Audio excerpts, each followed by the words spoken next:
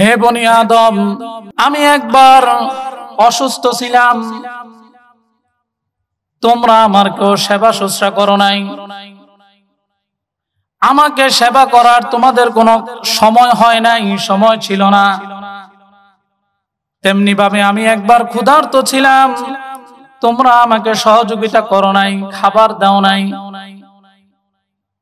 হাসরের ময়দানে সমস্ত মানুষেরা বলবে, ইন্নাকা আলা কুল্লি শাইইন কাদির রব্বাস সামাওয়াতি ওয়াল আরদি ওয়া রব্বা কায়নাতি কুল্লি শাই।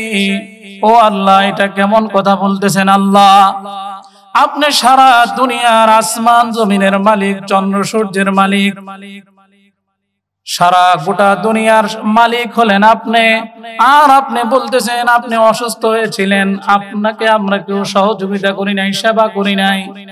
আবার বলছেন আল্লাহ, আপনি ক্ষুধার্ত হয়েছিলেন, আমরা আপনাকে খাবার দেই নাই।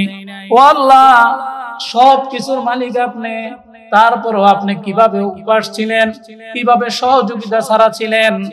এবার আল্লাহর তরফ থেকে জবাব আসবে, আমার অমুক বান্দা অসুস্থ ছিল, পেরেশানিতে ছিল, মুসিবতে ছিল, তোমরা তখন কেউ তার সহযোগিতা করো নাই, তার সেবায় নিয়োজিত হও নাই। বহু মানুষ ক্ষুধার্ত ছিল, তোমরা তাদেরকে ক্ষুধার খাবার দাও নাই, তাদের ক্ষুধার যন্ত্রণা নিবারণ করো নাই।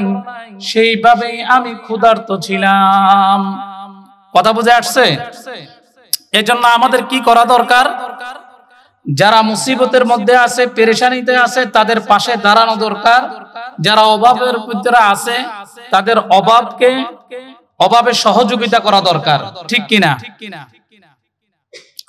আর এক কোরআনে পাকের 26 পারার 20 নম্বর পৃষ্ঠায় সূরা যারিয়াতের 19 নং আয়াতের মধ্যে আল্লাহ বলেন, ওয়াফি আমওয়ালিহিম হাক্কুল লিসাইলি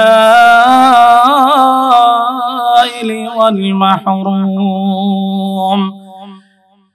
আল্লাহ বলে, আর তাদের অর্থ সম্পদের মধ্যে সাহায্য প্রার্থী ও বঞ্চিতদের অধিকার রয়েছে। সাহায্য প্রার্থী এবং বঞ্চিতদের অধিকার রয়েছে। সুতরাং যাদের কাছে, আমাদের কাছে যাদের কাছে অর্থ সম্পদ আছে, এই সব সম্পদের মালিক আপনি আমি না, ঠিক কিনা? আপনি আমি এই সম্পদের, সব সম্পদের মালিক না। এটা আল্লাহ তাআলা আমাদেরকে দিবেন, ওই সম্পদের কেয়ারটেকার হিসাবে আমি আপনি, দেখশোনা করার দায়িত্ব আমার।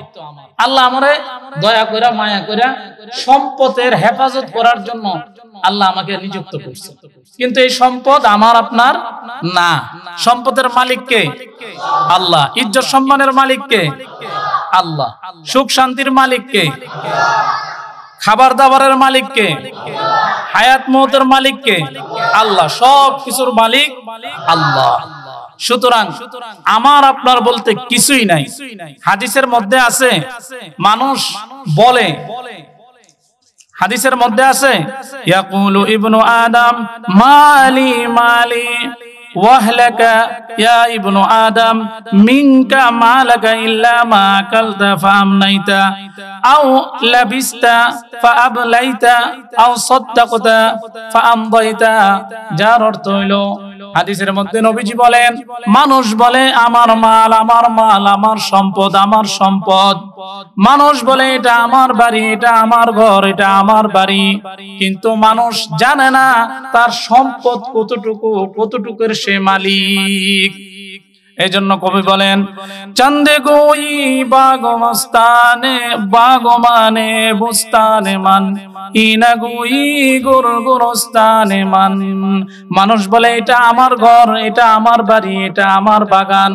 কিন্তু কোন একজন মানুষ বলে না এটা আমার কবর, এখানে আমাকে শেষ নিদ্রায় নিদ্রিত হতে হবে, ভবিষ্যতে এখানে আমাকে ঘুমাতে হবে, শুইতে হবে। এমন একজন মানুষও বলে না এটা আমার কবর, ঠিক কিনা? এই জন্য এই সম্পদ, দুনিয়ার কোন সম্পদের মালিকই আমরা কেউই না। এটা আল্লাহ তাআলা আমাদেরকে সাময়িক কিছু সময় এটার জিম্মাদার বানাইছেন।